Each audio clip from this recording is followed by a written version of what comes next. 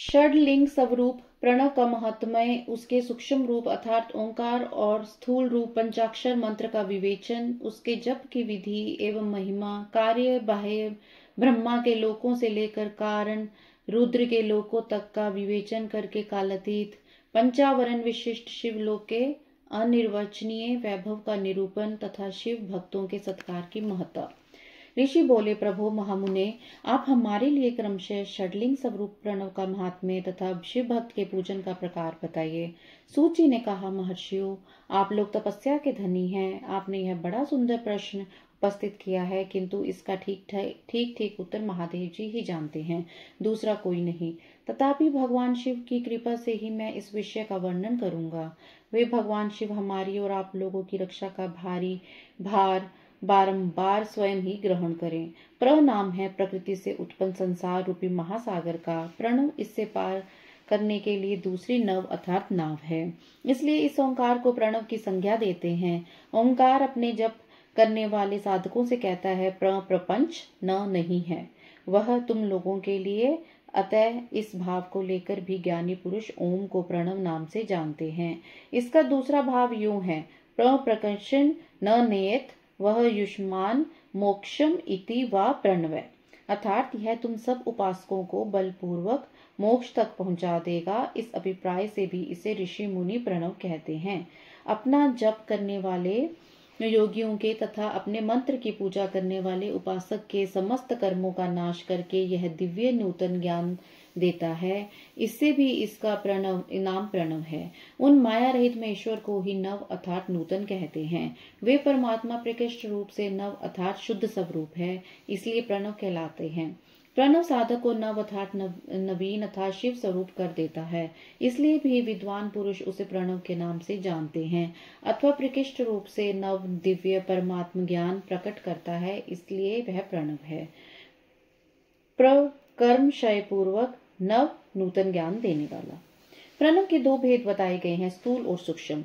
एक अक्षर रूप जो ओम है, उसे सूक्ष्म प्रणव जानना चाहिए और नमः शिवाय इस 5 अक्षर वाले मंत्र को स्थूल प्रणव समझना चाहिए। जिसमें 5 अक्षर व्यक्त नहीं है वह सूक्ष्म है, जिसमें 5 अक्षर सुस्पष्ट रूप से व्यक्त हैं वह स्थूल है। जीवन मुक्त पुरुष के लिए सूक्ष्म प्रणव के जप का विधान है, वही उसके लिए समस्त साधनों का सार है। यद्यपि जीवन मुक्त के लिए किसी साधन की आवश्यकता नहीं है, क्योंकि वह सिद्ध रूप है तथा दूसरों की दृष्टि में जब तक उसका शरीर रहता है तब तक उसके द्वारा प्रणव जप की सहज साधना स्वतः होती रहती है। वह अपनी देह का विलय होने तक सूक्ष्म प्रणव मंत्र का जप और उसके अर्थभूत परमात्म तत्व का अनुसंधान करता रहता है। जब शरीर नष्ट हो जाता है तब वह पूर्ण ब्रह्मा स्वरूप शिव को प्राप्त कर लेता है, यह सुनिश्चित बात है। जो अर्थ का अनुसंधान न करके केवल मंत्र का जप करता है उसे निश्चय ही योग की प्राप्ति होती है। जिसने 36 करोड़ मंत्र का जप कर लिया हो उसे अवश्य ही योग प्राप्त हो जाता है। सूक्ष्म प्रणव के भी ह्रस्व और दीर्घ के भेद से 2 रूप जानने चाहिए। अकार, उकार, मकार, बिंदु, नाद, शब्द, काल और कला, इनसे युक्त जो प्रणव है उसे दीर्घ प्रणव कहते हैं। वह योगियों के ही हृदय में स्थित होता है। मकार पर्यंत जो ओम है वह अ, उ, म इन तीनों तत्वों से युक्त है, इसी को ह्रस्व प्रणव कहते हैं। अ शिव है, उ शक्ति है और मकार इन दोनों की एकता है। वह त्रितत्व रूप है, ऐसा समझकर ह्रस्व प्रणव का जप करना चाहिए। जो अपने समस्त पापों का क्षय करना चाहते हैं उनके लिए इस ह्रस्व प्रणव का जप करना अत्यंत आवश्यक है। पृथ्वी, जल, तेज, वायु और आकाश, ये 5 भूत तथा शब्द, स्पर्श आदि इनके 5 विषय, ये सब मिलकर 10 वस्तुएं मनुष्य की कामना के विषय हैं। इनकी आशा मन में लेकर जो कर्मों के अनुष्ठान में संलग्न होते हैं वह 10 प्रकार के पुरुष प्रवृत्त अथवा प्रवृत्ति मार्गी कहलाते हैं, तथा जो निष्काम भाव से शास्त्र विहित कर्मों का अनुष्ठान करते हैं वे निवृत्त अर्थात निवृत्ति मार्गी कहे गए हैं।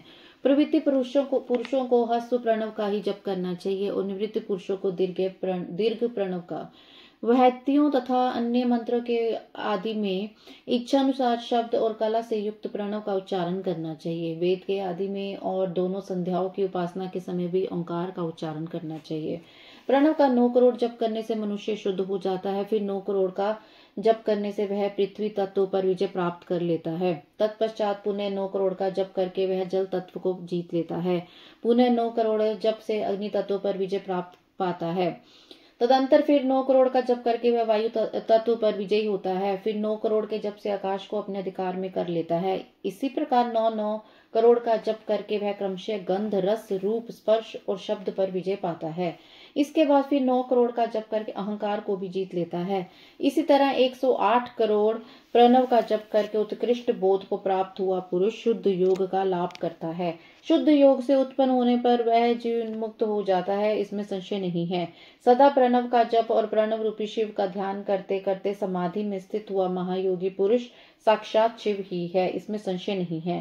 पहले अपने शरीर में प्रणव के ऋषि और छंद और देवता आदि का न्यास करके फिर जप आरंभ करना चाहिए। अकार आदि मृत मात्रिका वर्णों से युक्त प्रणव का अपने अंगों में न्यास करके मनुष्य ऋषि हो जाता है। मंत्रों के दशाविध संस्कार, मात्रिका न्यास तथा षड्धव शोधन आदि के साथ संपूर्ण न्यास फल उसे प्राप्त हो जाता है। प्रवृत्ति तथा प्रवृत्ति निवृत्ति से मिश्रित भाव वाले पुरुषों के लिए स्थूल प्रणव का जप ही अभिष्टक साधक होता है। मंत्रों के 10 संस्कार ये हैं: जनन, दीपन, बोधन, ताड़न, अभिषेचन, विमलीकरण, जीवन, तर्पण, गोपन और आप्यायन। इनकी विधि इस प्रकार है: भोजपत्र पर गोरोचन, कुमकुम, चंदन आदि से आत्मा विमुख त्रिकोण लिखें। फिर तीनों कोनों में 6-6 समान रेखाएं खींचें। ऐसा करने पर त्रिकोण कोष्ठ बनेंगे। उनमें ईशान कोण से मात्रिका वर्ण लिखकर देवताओं का आह्वान पूजन करके मंत्र का एक एक वर्ण उच्चारण करके अलग पत्र पर लिखें। ऐसा करने पर जनन नाम का प्रथम संस्कार होगा। हंस मंत्र का संपुट करने से 1000 जप द्वारा मंत्र का दूसरा दीपन संस्कार होता है। यथा हंसः रामाय नमः सोहम। होम बीज संपुटित मंत्र का 5000 जप करने से बोधन नामक तीसरा संस्कार होता है। यथा हूं रामाय नमः हूं। फट संपुटित मंत्र का 1000 जप करने से ताड़न नामक चतुर्थ संस्कार होता है। यथा फट रामाय नमः फट। भूर्ज पत्र पर मंत्र लिखकर रोहम हंसय ओहम। इस मंत्र से जल को विमंत्रित करें और उस अभिमंत्रित जल से अश्वत्थ पत्र आदि द्वारा मंत्र का अभिषेक करें। ऐसा करने पर अभिषेक नामक 5वां संस्कार होता है। ओम त्रों वशट। इन मंत्रों से संपुटित मंत्र का 1000 जप करने से विमलीकरण नामक 6ठा संस्कार होता है। यथा ओम त्रों वशट रामाय नमः वशट त्रों ओम। स्वधा वशट संपुटित मूल मंत्र 1000 जप करने से जीवन नामक 7वां संस्कार होता है। यथा स्वधा वशट रामाय नमः वशट स्वधा। दुग्ध, जल एवं घृत के द्वारा मूल मंत्र से 100 बार तर्पण करना ही तर्पण संस्कार है। हिम बीज संपुटित 1000 जप करने से गोपन नामक 9वां संस्कार होता है। यथा हिम रामाय नमः हिम। होम भी संपुटित 1000 जप करने से आप्यायन नामक 10वां संस्कार होता है। यथा होम रामाय नमः होम। इस प्रकार संस्कृत किया हुआ मंत्र शीघ्र सिद्धिप्रद होता है। षड्धव शोधन का कार्य होत्री दीक्षा के अंतर्गत है। उसमें पहले कुंड में या वेदी पर अग्नि स्थापन होता है। वहां षड्धवा का शोधन करके होम से ही दीक्षा संपन्न होती है। विस्तार भाव से अधिक विवरण नहीं दिया जा रहा। क्रिया, तप और जप के योग से शिव योगी 3 प्रकार के होते हैं, जो क्रमशः क्रिया योगी, तप योगी और जप योगी कहलाते हैं। जो धन आदि वैभवों से पूजा सामग्री का संचय करके हाथ आदि अंगों से नमस्कार आदि क्रिया करते हुए इष्ट देव की पूजा में लगा रहता है, वह क्रिया योगी कहलाता है। पूजा में संलग्न रहकर जो परिमित भोजन करता है, बाह्य इंद्रिय को जीतकर वश में किए रहता और मन को भी वश में करके परद्रोह आदि से दूर रहता है, वह तपोयोगी कहलाता है। इन सभी सद्गुणों से युक्त होकर जो सदा शुद्ध भाव से रहता तथा समस्त काम आदि दोषों से रहित हो शांत चित्त से निरंतर जप किया करता है, उसे महात्मा पुरुष जपयोगी मानते हैं। जो मनुष्य 16 प्रकार के उपचारों से शिव योगी महात्माओं की पूजा करता है, वह शुद्ध होकर सालोक्य आदि के क्रम से उत्तरोत्तर उत्कृष्ट मृत्यु को माफ करना गुरुजी, मुक्ति को प्राप्त कर लेता है। द्विजों, जब मैं जप योग का वर्णन करता हूँ, तुम सब ध्यान देकर सुनो। तपस्या करने वालों के लिए जप का उपदेश किया गया है, क्योंकि वह जप करते करते अपने आप को सर्वथा शुद्ध अर्थात निष्पाप कर लेता है। ब्राह्मणों पहले नमः पद हो, उसके बाद चतुर्थी विभक्ति में शिव शब्द हो तो पंच तत्वात्मक नमः शिवाय मंत्र होता है। इसे शिव पंचाक्षर कहते हैं। यह स्थूल प्रणव रूप है। इस पंचाक्षर के जप से मनुष्य संपूर्ण सिद्धियों को प्राप्त कर लेता है। पंचाक्षर मंत्र के आदि में ओंकार लगाकर ही सदा उसका जप करना चाहिए। द्विजो, गुरु के मुख से पंचाक्षर मंत्र का उपदेश पाकर जहाँ सुख पूर्वक निवास किया जा सके, ऐसी उत्तम भूमि पर महीने के पूर्व पक्ष अर्थात शुक्ल में प्रतिपदा से आरंभ करके कृष्ण पक्ष की चतुर्दशी तक निरंतर जप करता रहे। माघ और भादो के महीने अपना विशिष्ट महत्व रखते हैं। यह सब समय से उत्तमोत्तम माना गया है। साधक को चाहिए कि वह प्रतिदिन एक बार परिमित भोजन करें, मौन रहे, इंद्रियों को वश में रखें, अपने स्वामी एवं माता पिता की नित्य सेवा करें। इस नियम से रहकर जप करने वाले पुरुष एक सहस्त्र जप से ही शुद्ध हो जाता है, अन्यथा वह ऋणी होता है। भगवान शिव का निरंतर चिंतन करते हुए पंचाक्षर मंत्र का 5 लाख जप करें। जप काल में इस प्रकार ध्यान करें। कल्याण दाता भगवान शिव कमल के आसन पर विराजमान है। उनका मस्तक श्री गंगा जी तथा चंद्रमा की कला से सुशोभित है। उनकी बाईं जांघ पर आदिशक्ति भगवती उमा बैठी है। वहां खड़े हुए बड़े बड़े गण भगवान शिव की शोभा बढ़ा रहे हैं। महादेव जी की अपने 4 हाथों में मृग मुद्रा, टंक तथा वर एवं अभय की मुद्राएं धारण किए हुए हैं। इस प्रकार सदा सब पर अनुग्रह करने वाले भगवान सदाशिव का बारंबार स्मरण करते हुए हृदय अथवा सूर्य मंडल में पहले उनकी मानसिक पूजा करके फिर पूर्वाभिमुख हो पूर्वोक्त पंचाक्षरी विद्या का जप करें। उन दिनों साधक सदा शुद्ध कर्म ही करें और दुष्कर्मों से बचा रहे। जब की समाप्ति के दिन कृष्ण पक्ष की चतुर्दशी को प्रातः काल नित्य कर्म करके शुद्ध एवं सुंदर स्थान में शौच संतोष आदि नियमों से युक्त हो शुद्ध हृदय से पंचाक्षर मंत्र का 12 सहस्त्र जप करें। तत्पश्चात 5 सपत्नीक ब्राह्मणों का जो श्रेष्ठ एवं शिव भक्त हो वर्ण करें।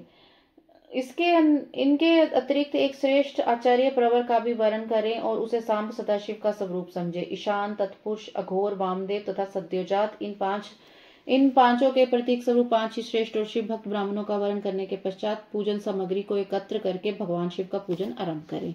विधि पूर्वक भगवान शिव की पूजा संपन्न करके होम आरंभ करें। अपने गृह सूत्र के अनुसार सुकंत कर्म करके अर्थात परिसमूहन, उपलेपन, अवलेखन, मृद, उद्धरण और अभ्युक्षण इन पंचभूत संस्कारों के पश्चात वेदी पर स्वाभिमुख अग्नि को स्थापित करके कुशकंडिका के अनंतर प्रज्वलित अग्नि में आज्य भगांत आहुति देकर प्रस्तुत होम का कार्य आरंभ करें। कपिला गाय के घिसे 11, 101 अथवा 1001 आहुतियां स्वयं ही दें अथवा विद्वान पुरुष शिव भक्ति ब्राह्मणों से 108 आहुतियां दिलाएं। होम कर्म समाप्त होने पर गुरु को दक्षिणा के रूप में गाय और बैल देना चाहिए। ईशान आदि के प्रतीक रूप जिन 5 ब्राह्मणों का वर्ण किया गया है उनको ईशान आदि का स्वरूप ही समझें तथा आचार्य को सांब सदाशिव का स्वरूप माने। इसी भावना के साथ उन सबके चरण धोएं और उनके चरणोदक से अपने मस्तक को सींचे। ऐसा करने से वह साधक अगणित तीर्थों में तत्काल अर्थात स्नान करने का फल प्राप्त कर लेता है। उन ब्राह्मणों को भक्ति पूर्वक दशांश अन्न देना चाहिए। गुरु पत्नी को पराशक्ति मानकर उनका भी पूजन करे। ईशानादि क्रम से उन सभी ब्राह्मणों का उत्तम अन्न से पूजन करके अपने वैभव विस्तार के अनुसार रुद्राक्ष, वस्त्र, बड़ा और पुआ आदि अर्पित करे। तदंतर दिक्पाल आदि को बलि देकर ब्राह्मणों को भरपूर भोजन कराएं। इसके बाद देवेश्वर शिव से प्रार्थना करके अपना जप समाप्त करें। इस प्रकार पुरुषचन चरण करके मनुष्य उस मंत्र को सिद्ध कर लेता है। फिर 5 लाख जप करने से समस्त पापों का नाश हो जाता है। तदंतर पुनः 5 लाख जप करने पर अतल से लेकर सत्यलोक तक 14 भुवनों पर क्रमशः अधिकार प्राप्त हो जाता है। यदि अनुष्ठान पूर्ण होने के पहले बीच में साधक की मृत्यु हो जाए तो वह परलोक में उत्तम भोग भोगने के पश्चात पुनः पृथ्वी पर जन्म लेकर पंचाक्षर मंत्र के जप का अनुष्ठान करता है। समस्त लोगों का ऐश्वर्य पाने के पश्चात वह मंत्र को सिद्ध करने वाला पुरुष यदि पुनः 5 लाख जप करे तो उसे ब्रह्मा जी का सामीप्य प्राप्त होता है। पुनः 5 लाख जप करने से सारूप्य नामक ऐश्वर्य प्राप्त होता है। 100 लाख जप करने से वह साक्षात ब्रह्मा के समान हो जाता है। इस तरह कार्य ब्रह्मार्थात हिरण्य गर्भ का सायुज्य प्राप्त करके वह उस ब्रह्मा का प्रलय होने तक उस लोक में यथेष्ट भोग भोगता है। फिर दूसरे कल्प का आरंभ होने पर वह ब्रह्मा जी का पुत्र होता है। उस समय फिर तपस्या करके दिव्य तेज से प्रकाशित हो वह क्रमशः मुक्त हो जाता है। पृथ्वी आदि कार्य स्वरूप भूतों द्वारा पाताल से लेकर सत्यलोक पर्यंत ब्रह्मा जी के 14 लोक क्रमशः निर्मित हुए हैं। सत्यलोक से ऊपर क्षमा लोक तक जो 14 भुवन है वे भगवान विष्णु के लोक हैं। क्षमा लोक से ऊपर शुचि लोक पर्यंत 28 भुवन स्थित हैं। शुचि लोक के अंतर्गत कैलाश में प्राणियों का संहार करने वाले रुद्रदेव विराजमान है। शुचि लोक से ऊपर अहिंसा लोक पर्यंत 56 भुवनों की स्थिति है। अहिंसा लोक का आश्रय लेकर जो ज्ञान कैलाश नामक नगर शोभा पाता है उसमें कार्यभूत महेश्वर सबको अदृश्य करके रहते हैं। अहिंसा लोक के अंत में काल चक्र की स्थिति है। यहाँ तक महेश्वर के विराट स्वरूप का वर्णन किया गया है, वहीं तक लोकों का तिरोधान अथवा लय होता है। उससे नीचे कर्मों का भोग है और उससे ऊपर का ज्ञान का भोग। उसके नीचे कर्म माया है और उसके ऊपर ज्ञान माया। अब मैं कर्म माया और ज्ञान माया का तात्पर्य बता रहा हूं। माँ का अर्थ है लक्ष्मी। उससे कर्म भोग याद प्राप्त होता है, इससे वह माया अर्थात कर्म माया कहलाती है। इसी तरह म अर्थात लक्ष्मी से ज्ञान भोग याद अर्थात प्राप्त होता है, इसलिए उसे माया या ज्ञान माया कहा गया है। उपयुक्त सीमा से नीचे नश्वर भोग है और ऊपर नित्य भोग। उससे नीचे ही तिरोधान अथवा लय है, ऊपर नहीं। वहां से नीचे कर्ममय पाशों द्वारा बंधन होता है, ऊपर बंधन का सदा अभाव है। उससे नीचे ही जीव सकाम कर्मों का अनुसरण करते हुए विभिन्न लोकों और योनियों में चक्कर काटते हैं। उससे ऊपर के लोकों में निष्काम कर्म का ही भोग बताया गया है। बिंदु पूजा में तत्पर रहने वाले उपासक वहां से नीचे के लोकों में घूमते हैं। उसके ऊपर जो निष्काम भाव से शिवलिंग की पूजा करने वाले उपासक ही जाते हैं, जो एकमात्र शिव की ही उपासना में तत्पर हैं, वे उससे ऊपर के लोकों में जाते हैं। वहां के नीचे जीव कोटि है और ऊपर ईश्वर कोटि। नीचे संसारी जीव कहते हैं और ऊपर मुक्त पुरुष। नीचे कर्म लोक है, ऊपर ज्ञान लोक। ऊपर मद और अहंकार का नाश करने वाली नम्रता है। वहां जन्म जनित तिरोधान नहीं है। उसका निवारण किए बिना वहां किसी का प्रवेश संभव नहीं है। इस प्रकार तिरोधान का निवारण करने से वहां ज्ञान शब्द का अर्थ ही प्रकाशित होता है। आदि भौतिक पूजा करने वाले लोग उससे नीचे के लोकों में ही चक्कर काटते हैं। जो आध्यात्मिक उपासना करने वाले हैं वे ही उससे ऊपर को जाते हैं। जो सत्य अहिंसा आदि धर्मों से युक्त हो भगवान शिव के पूजन में तत्पर रहते हैं, वे काल चक्र को पार कर जाते हैं। काल चक्रेश्वर की सीमा तक जो विराट महेश्वर लोक बताया गया है, उससे ऊपर वृषभ के आकार में धर्म की स्थिति है। वह ब्रह्मचार्य का मूर्तिमान रूप है। उसके सत्य, शौच, अहिंसा और दया ये 4 पाद हैं। वह साक्षात शिवलोक के द्वार पर खड़ा है। क्षमा उसके सींग है, शम कान है। वह वेद ध्वनि रूपी शब्द से विभूषित है। आस्तिकता उसके दोनों नेत्र हैं। विश्वास ही उसकी श्रेष्ठ बुद्धि एवं मन है। क्रिया आदि धर्म रूपी जो वृषभ है वे कारण आदि में स्थित हैं, ऐसा जानना चाहिए। उस क्रिया रूप वृषभाकार धर्म पर कालातीत शिव आरूढ़ होते हैं। ब्रह्मा, विष्णु और महेश्वर की जो अपनी आयु है उसी को दिन कहते हैं। जहाँ धर्म रूपी वृषभ की स्थिति है, इससे ऊपर न दिन है न रात्रि। वहां जन्म मरण आदि भी नहीं है। वहां फिर से कारण स्वरूप ब्रह्मा के कारण सत्यलोक पर्यंत 14 लोक स्थित हैं और 5 भौतिक गंध आदि से परे हैं। उनकी सनातन स्थिति है। सूक्ष्म गंध ही उनका स्वरूप है। उनसे ऊपर फिर कारण स्वरूप विष्णु के 14 लोक स्थित हैं। उनसे भी ऊपर फिर कारण स्वरूप रुद्र के 28 लोकों की स्थिति मानी गई है। फिर उनसे भी ऊपर कारणेश शिव के 56 लोक विद्यमान हैं।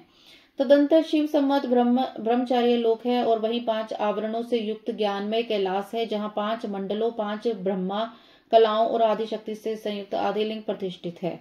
उसे परमात्मा शिव का शिवालय कहा गया है। वहीं पराशक्ति से युक्त परमेश्वर शिव निवास करते हैं। वे सृष्टि, पालन, संहार, तिरोभाव और अनुग्रह इन 5 कृत्यों में प्रवीण हैं। उनका श्री विग्रह सच्चिदानंद स्वरूप है। वे सदा ध्यान रूपी धर्म में स्थित रहते हैं और सदा सब अनुग्रह करते हैं। वे स्वात्मा राम हैं और समाधि रूप आसन पर आसीन हो नित्य विराजमान होते हैं। कर्म एवं ध्यान आदि का अनुष्ठान करने से क्रमशः साधन पथ में आगे बढ़ने पर उनका दर्शन साध्य होता है। नित्य नैमित्तिक आदि कर्मों द्वारा देवताओं का यजन करने से भगवान शिव के समाराधन कर्म में लगता है। क्रिया आदि जो शिव संबंधी कर्म है, उनके द्वारा शिव ज्ञान सिद्ध करे। जिन्होंने शिव तत्व का साक्षात्कार कर लिया अथवा जिन पर शिव की कृपा दृष्टि पड़ चुकी है, वे सभी मुक्त हैं, उसमें संशय नहीं है। आत्मा स्वरूप से जो स्थिति है वही मुक्ति है। एकमात्र अपने आत्मा में रमण या आनंद का अनुभव करना ही मुक्ति का स्वरूप है। जो पुरुष क्रिया, तप, जप, ज्ञान और ध्यान रूपी धर्मों में भली भांति स्थित है, वह शिव का साक्षात्कार करके स्वात्मा रूप मोक्ष को प्राप्त कर लेता है। जैसे सूर्यदेव अपनी किरणों से अशुद्धि को दूर कर देते हैं, उसी प्रकार कृपा करने में कुशल भगवान शिव अपने भक्त के अज्ञान को मिटा देते हैं। अज्ञान की निवृत्ति हो जाने पर शिव ज्ञान स्वतः प्रकट हो जाता है। शिव ज्ञान से अपना विशुद्ध स्वरूप आत्मा राम तत्व प्राप्त होता है और आत्मा राम तत्व की सम्यक सिद्धि हो जाने पर मनुष्य कृत्य हो जाता है। इस तरह जहाँ जो कुछ बताया गया है वह पहले मुझे गुरु परंपरा से प्राप्त हुआ था। तत्पश्चात मैंने पुनः नंदेश्वर के मुख से इस विषय को सुना था। नंदी स्थान से परे जो से स्वस्थ वैद्य शिव वैभव है, उसका अनुभव केवल भगवान शिव को ही है। साक्षात शिवलोक के उस वैभव का ज्ञान सबको शिव की कृपा से हो सकता है, अन्यथा नहीं, ऐसा आस्तिक पुरुषों का कथन है। साधक को चाहिए कि वह 5 लाख जप करने के पश्चात भगवान शिव की प्रसन्नता के लिए महाभिषेक एवं नैवेद्य निवेदन करके शिव भक्तों का पूजन करे। भक्तों की पूजा से भगवान शिव बहुत प्रसन्न होते हैं। शिव और उनके भक्त में कोई भेद नहीं है, वह साक्षात शिव स्वरूप ही है। शिव स्वरूप मंत्रों को धारण करके वह शिव ही से ही हो गया रहता है। शिव भक्त का शरीर शिव रूप ही है, अतः उसकी सेवा में तत्पर रहना चाहिए। जो शिव के भक्त हैं वे लोग और वेद की सारी क्रियाओं को जानते हैं। जो क्रमशः जितना जितना शिव मंत्र का जप कर लेता है, उसके शरीर को उतना शिव का समीप्य प्राप्त होता जाता है, इसमें संशय नहीं है। शिव भक्त स्त्री का रूप देवी पार्वती का ही स्वरूप है। वह जितना मंत्र जपती है उसे उतना ही देवी का सानिध्य प्राप्त हो जाता है। साधक स्वयं शिव स्वरूप होकर पराशक्ति का पूजन करें। शक्ति, वेर तथा लिंग का चित्र बनाकर अथवा मिट्टी आदि से इनकी आकृति का निर्माण करके प्राण प्रतिष्ठा पूर्वक निष्कपट भाव से इनका पूजन करें। शिवलिंग को शिव मानकर अपने को शिव शक्ति रूप समझकर, शक्ति लिंग को देवी मानकर अपने को शिव रूप समझकर, शिवलिंग को नाद स्वरूप अर्थात नाद रूप, शक्ति को बिंदु रूप मानकर परस्पर सटे हुए शक्ति लिंग और शिवलिंग के प्रति उप प्रधान और प्रधान की भावना रखते हुए जो शिव और शक्ति का पूजन करता है वह मूल रूप की भावना करने के कारण शिव रूप ही है। शिव भक्त शिव मंत्र रूप होने के कारण शिव के ही स्वरूप हैं। जो 16 उपचारों से इनकी पूजा करता है उसे अभिष्ट वस्तु की प्राप्ति होती है। जो शिवलिंगोपासक शिव भक्त की सेवा आदि करके उसे आनंद प्रदान करता है, उस विद्वान पर भगवान शिव बड़े प्रसन्न होते हैं। 5, 10 या 100 संपत्ति शिव भक्तों को बुलाकर भोजन आदि के द्वारा पत्नी सहित उनका सदैव समादर करें। धन में, देह में और मंत्र में शिव भावना रखते हुए उन्हें शिव और शक्ति का स्वरूप जानकर निष्कपट भाव से उनकी पूजा करें। ऐसे करने वाला पुरुष इस भूतल पर फिर जन्म नहीं